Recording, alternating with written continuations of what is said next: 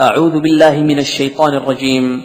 بسم الله الرحمن الرحيم. أعوذ بالله من الشيطان الرجيم. بسم الله الرحمن الرحيم. والنخل باسقات لها طلع نضيد. اللہ تعالیٰ قرآن مجید میں سورہ قاف میں فرماتے ہیں کہ ہم نے آسمان سے مبارک بارش میں نے پانی نازل کیا اور اس پانی سے بہت سے باغات اور بہت سے کھیتیاں ہم نے پیدا کی اور اسی پانی سے ہم نے بلند و بالا کھجور کے درخت پیدا کیے. ان درختوں میں تہ بتہ کھجور کے خوشے لگتے ہیں اور وہ کھجور لوگوں کے لیے بہت مفید ہوتا ہے. رسول اللہ صلی اللہ علیہ وسلم کھجور کو بہت پسند فرماتے تھے اور کھجور بہت شوق سے کھاتے تھے. کبھی رسول اللہ صلی اللہ علیہ وسلم خربوزے کے ساتھ کھجور کھاتے تھے, کبھی آپ صلی اللہ علیہ وسلم ککڑی کے ساتھ کھجور کھاتے تھے اور کبھی آپ صلی اللہ علیہ وسلم تربوز کے ساتھ کھجور کھاتے تھے. اور فرماتے تھے کہ آدمیوں کو چاہیے کہ روزانہ نہار پیٹ کھجور کھایا کرے, اس سے ان کے پیٹ کے کیڑے مر جاتے ہیں اور صحت ان کو مل جاتی ہے. تو کھجور ایک بہت بڑی نعمت ہے اللہ تعالیٰ کی. ایک مرتبہ بخاری شریف میں ہے کہ رسول اللہ صلی اللہ علیہ وسلم اور صحابہ اکرام بیٹھے ہوئے تھے. رسول اللہ صلی اللہ علیہ وسلم نے صحابہ اکرام کی علمی قابلیت کو معلوم کرنے کے لیے ایک سوال ڈال دیا کہ دیکھو دنیا میں ایک درخت ایسا ہے جس کے پتے موسم خزاں میں نہیں جھڑتے, کسی موسم میں پتے نہیں جھڑتے. ہر درخت کے پتے موسم خزاں میں گر جاتے ہیں لیکن اس درخت کے پتے موسم خزاں میں نہیں گرتے, اور وہ درخت مومن مسلمان کی طرح مفید ہوتا ہے. بتاؤ وہ کیا درخت ہے؟ تو اس میں حضرت ابوبکر تھے, حضرت عمر بن خطاب تھے اور بڑے بڑے صحابہ اکرام تھے. وہ سب لوگ سوچنے رہ گئے کہ یہ کیا درخت, یہ کون سا درخت ہو سکتا ہے, یہ کیا درخت ہے.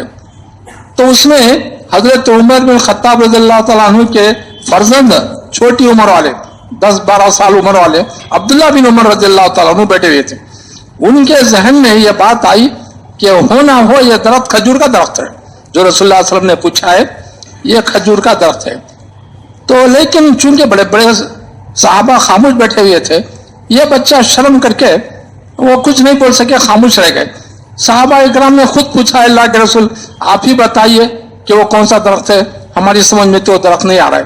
تو رسول اللہ صلی اللہ علیہ وسلم نے فرمایا کہ وہ کھجور کا درخت ہے.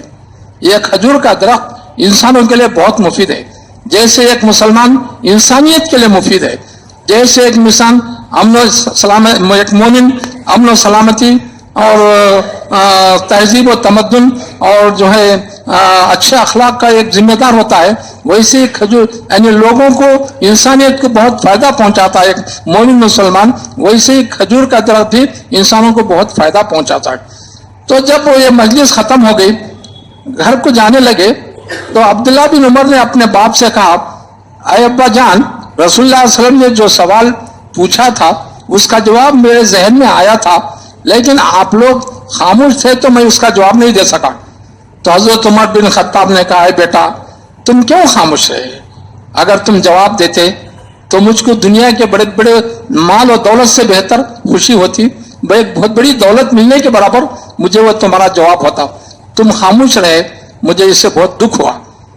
امام بخاری رحمۃ اللہ علیہ اس باب میں لکھتے ہیں کہ شرم کرنے والا اور فخر اور تکبر کرنے والے کو علم حاصل نہیں ہوتا. علم حاصل کرنے کے لیے فخر نہیں کرنا, تکبر نہیں کرنا, اور علم حاصل کرنے کے لیے شرم نہیں کرنا. حضرت عائشہ صدیقہ رضی اللہ تعالیٰ فرماتے ہیں کہ انصار کی عورتیں بھی کیا بہترین عورتیں ہیں کہ وہ رسول اللہ صلی اللہ علیہ وسلم سے اپنے ذاتی مسائل کھل کر پوچھ لیتے تھے اور اس پر عمل کرتے تھے.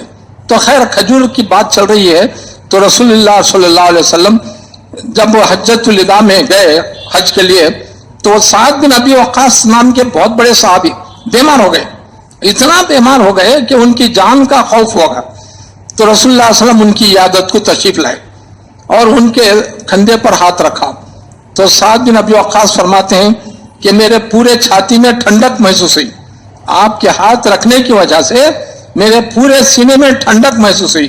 रसूलुल्लाह सल्लल्लाहु अलैहि वसल्लम ने फरमाया कि देखो इनको दिल का दौरा पड़ा है और मदीने की 7 अजवा खजूर ले लो, इनको दिल का दौरा पड़ा है और दिल की जो है नालियां बंद हो रही हैं, मदीने के 7 अजवा खजूर ले लो और गुठलियों के साथ उसको पीस कर इनको खिला दो, तो इनके दिल के शरियान, दिल के नालियां खुल जाएंगी और ये सेहतमंद हो जाएंगे।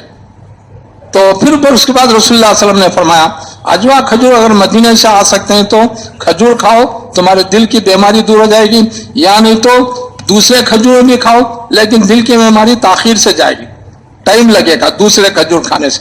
अजवा खजूर खाएंगे तो फौरन सेहत मिल जाएगी। तो रसूलुल्लाह सल्लल्लाहु अलैहि वसल्लम फरमाते हैं जो शख्स सुबह के नहर पेट 7 अजवा खजूर 3 दिन या 7 दिन खा लेगा तो उसको अगर कोई जहरीला सांप या बिच्छू काटा तो जहर नहीं चढ़ेगा और उसको जो है वो उस पर जादू का भी असर नहीं होगा।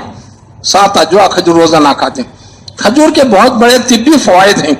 खजूर के दरख्त से एक गोंद निकलता है, अगर वो गोंद खाएंगे ना तो हमारे पेशाब की नालियां साफ हो जाएंगी और पेशाब जो है सफाई के साथ निकल जाएगा और पेशाब में अगर जलन है तो जलन भी खत्म हो जाएगा। और वो खजूर के दरख्त का गोंद आदमी अगर खा ले तो मुंह में जो बदबू है, किसी इंसान के मुंह में बदबू होती है, वो बदबू भी खत्म हो जाती है। और वो खजूर खाने से सीने का बलगम निकल जाता है और खजूर खाने से सीने का जलन भी खत्म हो जाता है। खजूर के बहुत फायदा, अल्लाह ताला ने खजूर में बहुत से विटामिन रखा है, बहुत से विटामिन रखा है और खजूर खाने से इंसान का मेदा साफ हो जाता है और इंसान का जो है फुजला यानी बैतुल खला नरम हो जाता है और आसानी के साथ निकल जाता है। मुलय्यन, खजूर जो है बैतुल खला को मुलय्यन करता है, नरम करता है, उसे जो है पतला कर देता है। तो खजूर के बहुत सारे फवायद हैं। और देखो जब हजरत मरियम अलैहिस्सलाम जज के हामिला थी और हजरत ईसा अलैहिस्सलाम उनके पेट में थे, जब वो तमाम घर वालों से, क्योंकि बगैर बाप के पैदा हो रहे थे हजरत ईसा अलैहिस्सलाम, वो तमाम लोगों से बचकर बैतुल मक़दिस के मशरिकी किनारे पर आई और एक कोने में बैठ गई और परेशान थी कि अब मेरी जचकी का हल कैसा होगा और कौन खिलाएगा कौन पिलाएगा। तो अल्लाह ताला ने सूरह मरियम में फरमाया, अरे मरियम तुम मत डरो, तुम इत्मीनान के साथ जिस जगह बैठी हो उस जगह एक सूखा दरख्त है खजूर का, उस दरख्त को हिलाओ, उससे बेहतरीन तरोताजा खजूर गिरेंगे, वो खाओ। और तुम्हारे पैरों के पास एक चश्मा है, पानी का सूखा है, हम उसको जो है पानी का चश्मा बना देंगे, वो मीठे पानी का चश्मा पियो। तो एक जच्चा को अल्लाह ताला ने खजूर खाने का हुक्म दिया, मीठा पानी पीने का हुक्म दिया। हजरत मरियम अलैहिस्सलाम खजूर खा के मीठा पानी पी के अपनी जचकी के पूरे दिन करके 40 दिन के बाद हजरत ईसा अलैहिस्सलाम को लेकर अपनी कौम के पास आई। तो लोगों ने पूछा, अरे मरियम अन्ना लग के आजा, ये बच्चा तुमको कहां से आ गया, तुम्हारी तो शादी नहीं हुई। तो हजरत मरियम ने कहा कि मैंने आज रोजे का नियत कर लिया, नजर मान लिया कि बात का रोजा रखूंगी। हम खाने का रोजा रमजान में रखते हैं, हमारे पास खाने का रोजा होता है, लेकिन उस पहले जमाने में बात का रोजा रखते थे, बात नहीं करने का रोजा रखियो। तुम इस बच्चे से पूछो ये बच्चा कौन है। उन्होंने कहा कि कैफ नुकल्लिमु, अरे ये जो गहवारे में बच्चा है हम उससे बात करेंगे तो क्या जवाब देगा। तो कहा कि तुम उससे बात करो। तो लोग जब हजरत ईसा अलैहिस्सलाम बच्चे से थे तो उनके पास आए तो कहा कि आना मैं रसूलुल्लाह, अल्लाह का पैगंबर हूं, आतानियल किताब, अल्लाह मुझे किताब देगा और मैं लोगों की हिदायत के लिए पैगंबर बनकर आऊंगा। तो ये खजूर की बरकत से हजरत मरियम अलैहिस्सलाम सेहतमंद हो गई और जो है अपने बच्चे की पैदाइश के बाद कुछ भी उनको कमजोरी महसूस नहीं हुई। और खजूर खाने से दिल की बीमारी भी इंसान को खत्म हो जाती है। खजूर खाने से बहुत सारे विटामिन जो इंसान के जिस्म में जरूरत है वो विटामिन खजूर से पूरे हो जाते हैं। आज हम रमजान के महीने में शौक से खजूर खाते हैं लेकिन दूसरे दिनों में खजूर नहीं खाते। खजूर के बहुत फायदे हैं। हर मुसलमान को रसूलुल्लाह सल्लल्लाहु अलैहि वसल्लम फरमाते हैं रोजाना सुबह को नार पेट खजूर खाने से इंसान सेहतमंद रहेगा। अरबों के लिए खजूर और ऊंट ये दो चीजें उनकी दौलत, सबसे बड़ी दौलत ऊंट और खजूर। खजूर उनके लिए बड़ी दौलत।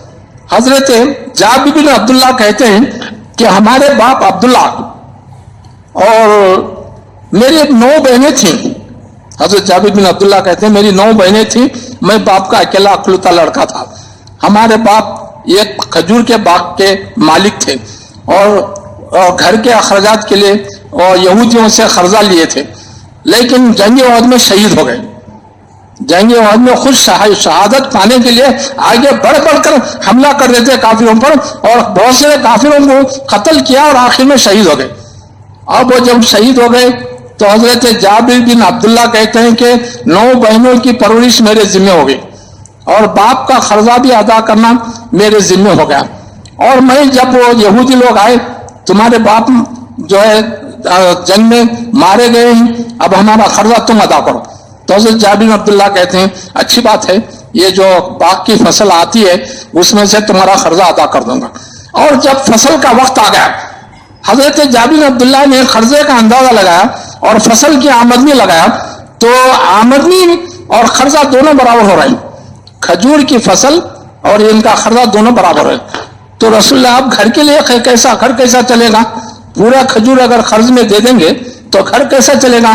اس لیے حضرت جابر بن عبداللہ رسول اللہ صلی اللہ علیہ وسلم کے پاس پہنچے اور کہا اللہ کے رسول, یہودی لوگ قرض مانگنے کے لیے آ رہے ہیں اور کھجور کی فصل نکل رہی ہے, اے اللہ کے رسول ذرا آپ تھوڑا ان کو سفارش کیجئے کہ آدھا قرضہ لے لیں اور آدھا قرضہ آئندہ فصل پر لے لیں.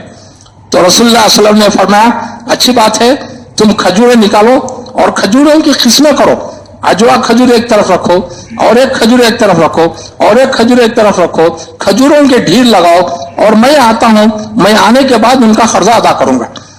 تو حضرت عمر بن خطاب فرماتے ہیں جیسے ہی رسول اللہ علیہ وسلم نے یہ فرمایا کہ میں آؤں گا اور تمہارا قرضہ ادا کروں گا, میں سمجھ گیا کہ اللہ تعالیٰ جابر کے کھجوروں میں برکت دے گا انشاءاللہ. تو رسول اللہ صلی اللہ علیہ وسلم حضرت جابر بن عبداللہ کے باغ میں, کھجور کے باغ میں پہنچے. تمام یہودی لوگ قرضہ وصول کرنے کے لیے آئے ہوئے تھے. حضرت جابر کو گھور گھور کر دیکھنے لگے کہ تم محمد صلی اللہ علیہ وسلم کو سفارش کرنے کے لیے بلا کر لائے ہو اور قرضہ کم کرنے کی سفارش کے لیے لائے ہو. تو حضرت جابر کہتے ہیں میں ان کا غصہ برداشت کیا. رسول اللہ صلی اللہ علیہ وسلم سے کہا اللہ کے رسول اب یہ لوگ آئے ان کا قرضہ. رسول اللہ صلی اللہ علیہ وسلم نے فرمایا کہ کھجوروں کے ڈھیر بتاؤ. سب ڈھیر بتائے. سب سے عمدہ کھجور اجوا کھجور کی ڈھیر پر آپ صلی اللہ علیہ وسلم بیٹھ گئے اور رسول اللہ علیہ وسلم 2-3 کھجور کھا کے اس میں دعا پڑھ کے اور کچھ اس میں برکت کی دعا کی. اور پھر حضرت جابر سے کہا کہ تم اپنے قرضداروں کو بلاؤ اور جتنا قرضہ ہے ان کو سب دیتے جاؤ. حضرت جابر رضی اللہ تعالیٰ فرماتے ہیں کہ تمام قرضداروں کو بلایا اور سب کا قرضہ ادا کر دیا. سب کا قرضہ ادا کرنے کے باوجود وہ ڈھیر میں ابھی کھجور باقی تھا. میں یہ سمجھتا تھا کہ میں ان کا قرضہ ادا کروں گا تو میرے گھر کے لیے 4-5 کھجور بھی نہیں بچیں گے, مگر رسول اللہ صلی اللہ علیہ وسلم کی برکت کی دعا کی برکت کی وجہ سے ایک ہی ڈھیر میں پورے قرضداروں کا قرضہ ادا ہوگا. اور ابھی 2-4 ڈھیر میں گھر کے خرچ کے لیے, گھر کے استعمال کے لیے لے کر گیا. تو عربوں کے پاس کھجور بہت بڑی دولت. اسی لیے اللہ تعالیٰ نے قرآن مجید میں کھجور کا خصوصیت کے ساتھ ذکر کیا وَالنَّخْلَ بَاسِقَاتٍ لَّهَا طَلْعٌ نَضِيدٌ. اے لوگو ہم نے آسمان سے بابرکت پانی نازل کیا اور تمہارے لیے بلند و بالا کھجور کے درخت پیدا کیے اور اس میں تہ بتے جو ہے کھجور کے خوشے لگا دی. تو عربوں کے پاس 2 چیز کی دولت تھی. ایک چیز اونٹ, ان کے لیے ہر چیز سفر کے لیے کھانے کے لیے ایک دولت, اور دوسری چیز دولت کھجور کے درخت. کھجور ان کے لیے غذا بھی ہے, کھجور ان کے لیے دولت بھی ہے. اور یہ کھجور تمام مجاہدین جو جہاد کرنے کے لیے جاتے تھے وہ اپنے ساتھ صرف 2 چیزیں لے کر جاتے تھے, ایک کھجور اور دوسرا ستو یعنی گیہوں کو بھون کر اس کو آٹا بنا کر وہ آٹا الگ رکھ لیتے اور چینی شکر الگ رکھ لیتے. اور یہ دونوں جب بھوکے ہو جاتے سفر میں تو وہ ستو نکال کے چینی میں ملا کے اس کو ایک حلوہ بنا کے گیدا بنا کے کھا لیتے. تو یہ کھجور اور یہ ستو عربوں کے لیے بہت بڑی دولت. یہ ہمیشہ مسافروں کا توشہ, مجاہدین کا توشہ.